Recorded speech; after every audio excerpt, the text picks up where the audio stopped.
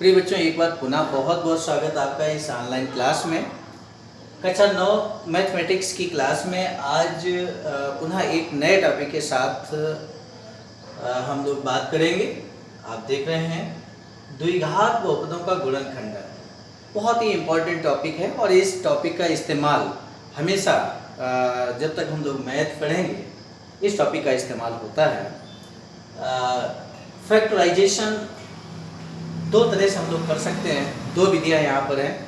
Number एक, आप देखिए मध्य पद को विभक्त करके। जब हम द्विघात बहुपदों की बात करेंगे, मध्य पद को विभक्त करके, यानी कि जो द्विघात बहुपद होगा उसका जो मध्य पद होगा उसको हम तोड़ देंगे दो भागों में और गुणनखंड करेंगे। अभी एग्जाम्पल लेकर बहुत अच्छे से हम आपको इस मेथड को समझाएंगे। दूसरा जो मेथड है गुणनखंड प्रमेय का प्रयोग करके। लास्ट टाइम पे हमने गुणनखंड प्रमेय के बारे में आपको बताया था, तो आज हम लोग गुणनखंड प्रमेय का एग्जाम्पल नहीं लेंगे। दोनों अगर हम एग्जाम्पल्स दोनों मेथड करते हैं विद एग्जाम्पल तो बहुत लंबा वीडियो बनेगा, इसलिए मध्य पद को विभक्त करके आज हम बताएंगे और नेक्स्ट वीडियो में नेक्स्ट टर्न पर हम आपको गुणनखंड प्रमेय का कैसे प्रयोग करके हम फैक्टराइजेशन करते हैं ये हम आपको नेक्स्ट टर्न पे जरूर बताएंगे। लेकिन आज आप देख रहे हैं दो एग्जाम्पल हमारे सामने हैं और इन दोनों एग्जाम्पल्स की सहायता से कैसे मध्य पद को विभक्त करके गुणनखंड किया जाता है द्विघात बहुपदों को, बहुत आसानी से इसको समझ पाएंगे। आइए सबसे पहले इसको हम मान लें, ये बहुपद है, द्विघात बहुपद है। आप देख रहे हैं x की घात 2 माइनस 5x प्लस 6 दो घात का बहुपद है अर्थात द्विघात बहुपद है। इसको हमने px मान लिया, x square minus 5x plus 6 आप देख सकते हैं। तो इसे हम बहुत आसानी से सॉल्व करेंगे। px equal to x square minus 5x plus 6। सबसे पहली बात आपको ध्यान देनी है, ये जो x की घात 2 वाला जो पद है, चर राशि है, इसको आपको देखना है कि इसका जो गुणांक है यहाँ पर क्या है। आप देखिए एक्स स्क्वायर है, कोई संख्या यहाँ पर नहीं है, अर्थात एक्स स्क्वायर का गुणांक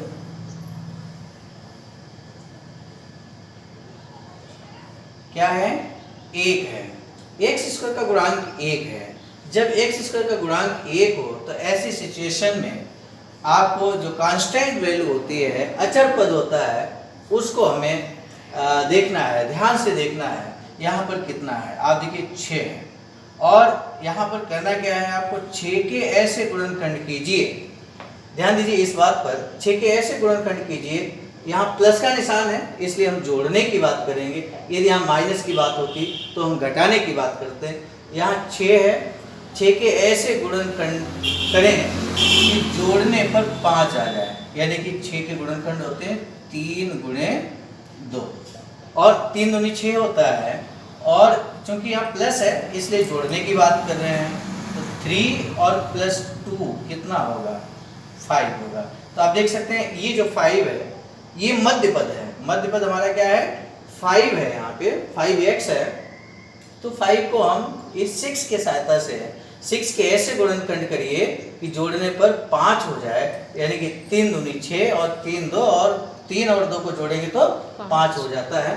तो इस तरह से हम इसको लिख सकते हैं, px बराबर, ये अगला स्टेप हमारा है, px इक्वल टू ये एक्स स्क्वायर माइनस जो 5 है, 5 की जगह हम लिखेंगे 3 प्लस 2 x और प्लस 6। इसे आसान तरीका हो नहीं सकता है। अब आप देखिए क्या करेंगे, नेक्स्ट स्टेप में हम सिर्फ इस ब्रैकेट को ओपन करेंगे। अब देखिए x square minus 3x minus plus minus होता है, ये 2x हो गया और ये प्लस का 6 है।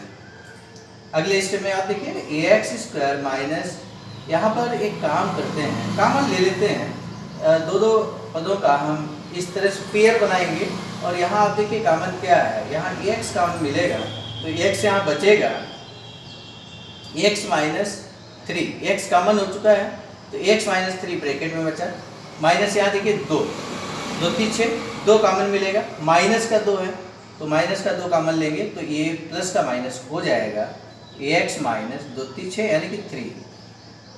इस तरह से x माइनस 3, अब ध्यान दीजिए आप ब्रैकेट की वैल्यू सेम, x माइनस 3 यहाँ सेम है, तो इसको हमने इस तरह से लिख लिया x माइनस 3, और दूसरे ब्रैकेट में हम लिखेंगे x माइनस 2, बची यहाँ x बचा, यहाँ माइनस 2, यानी कि x माइनस 2। तो इस तरह से जो दिया गया बहुपद था उसके हमने गुणनखंड किए, और इस तरह से ये गुणनखंड फाइनली हो चुका, ये आंसर है। तो इस तरह से हम बहुत आसानी से द्विघात बहुपद का गुणनखंड कर सकते हैं। दूसरा जो एग्जाम्पल है थोड़ा सा डिफरेंट होगा यहाँ पर, इसीलिए दूसरा एग्जाम्पल साथ में लिया है ताकि हम एक साथ कंपेयर भी कर सकें कि आखिर इसमें और इसमें क्या डिफरेंस है, और जो डिफरेंस है उस आधार पे हम कैसे इसको सॉल्व करेंगे, सॉल्व करने के तरीके में क्या डिफरेंस होगा। तो आइए देखते हैं। सबसे पहला काम यहाँ पे हमने किया था px इक्वल टू, इसको px माना था, यहाँ पर भी यही काम करेंगे, माना px equal to 2x square plus 7x plus 3। तो इस तरह से हमने ये लिख लिया। अब आप ध्यान दीजिएगा, हमने यहाँ पर कहा था x स्क्वायर का गुणांक यहाँ पर 1 है, यहाँ x स्क्वायर का गुणांक 2 है, और इसलिए इस x स्क्वायर के गुणांक को जब 1 ना हो, x स्क्वायर का गुणांक यहाँ 1 नहीं है, जब गुणांक 1 नहीं होगा तो ऐसी सिचुएशन में क्या करना होगा ये समझ लीजिए आप। यहाँ x स्क्वायर का गुणांक 2 है, यहाँ 3 है, तो सबसे पहले इस 2 और 3 का गुणा करेंगे, तो 3 दूनी 6। अब हमें ध्यान इस बात का देना है, यहाँ जैसे x स्क्वायर का गुणांक 1 था, तो हमने कहा था कि 6 के ऐसे गुणनखंड कीजिए कि जोड़ने पर 5 हो जाए। यहाँ ऐसा नहीं है, यहाँ 2 और 3 का गुणा करने के बाद जो 6 आया है, इसके बारे में हम कहेंगे कि 6 के ऐसे गुणनखंड कीजिए, यहाँ भी प्लस है तो जोड़ने पर 7 आए। तो कितना आसान सवाल है। 6 के गुणनखंड क्या होंगे कि जोड़ने पर 7 आ जाए, तो हम कह सकते हैं 6 एकन 6 होता है, और 6 और 1 को अगर हम जोड़ देंगे तो ये 7 होता है। तो इस तरह से यहाँ पे गुणनखंड करेंगे।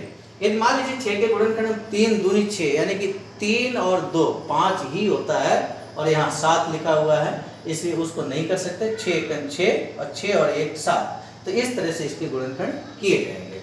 अब आप देखिए इसका हम गुणनखंड करेंगे इस तरह से, px is equal to 2x square plus 7, ध्यान देना है 7 की जगह हम लिखेंगे 6 प्लस 1,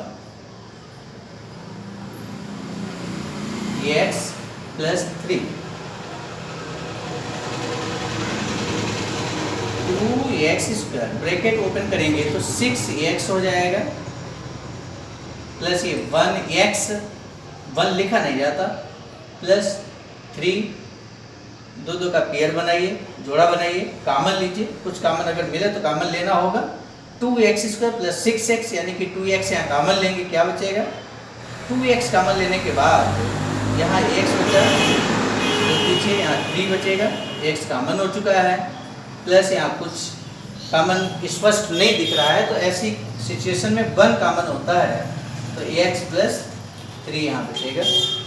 ब्रैकेट आप देखिए, ब्रैकेट में वैल्यू सेम है, x प्लस 3 यहाँ भी है, यहाँ भी 3 है, x प्लस 3 है, तो x प्लस 3 को कामन ले लीजिए, और दूसरे ब्रैकेट में यहाँ 2x बचा, और यहाँ प्लस 1 है। तो इस तरह से px जो हमारा यहाँ बहुपद था उसका गुणनखंड हो चुका है, यही आंसर है। तो इस तरह से 2 एग्जाम्पल्स, दोनों में क्या डिफरेंस है ये बताते हुए मैंने दोनों को सॉल्व करके विधिवत आपको बताने का प्रयास किया है। इस तरह के एग्जाम्पल्स आप स्वयं से लेकर इसी तरह के same to same examples, exercise आप बुक लेंगे NCERT की, या जब 9th क्लास में जो भी बुक चलती है आपकी, उसमें देखेंगे द्विघात बहुपद के जो गुणनखंड है उसके बहुत सारे एग्जाम्पल्स, एक्सरसाइज दिए होंगे, प्रैक्टिस सेट दिए होंगे, तो उनको आप उठाइए और इस तरह के सवालों को अधिक से अधिक जब करेंगे, जितना ज़्यादा प्रैक्टिस करेंगे उतना ही ये सवाल आपके समझ में आएंगे। और फिर भी अगर कोई समस्या आती है तो जो हमारा YouTube चैनल है BMAIC maths by Sarjeet Arya sir के नाम से, तो उसमें जाके कमेंट में आप लिखिएगा, कोई सवाल अगर समझ में नहीं आता तो हम ज़रूर आपको बताएंगे। नेक्स्ट रन पे इसका जो अगला टॉपिक है, मैंने पहले ही आपको बताया, गुणनखंड प्रमेय की सहायता से कैसे द्विघात बहुपदों को सॉल्व करेंगे, कैसे उसका गुणनखंड निकालेंगे, ये हम आपको बताएंगे। तब तक के लिए बहुत बहुत धन्यवाद।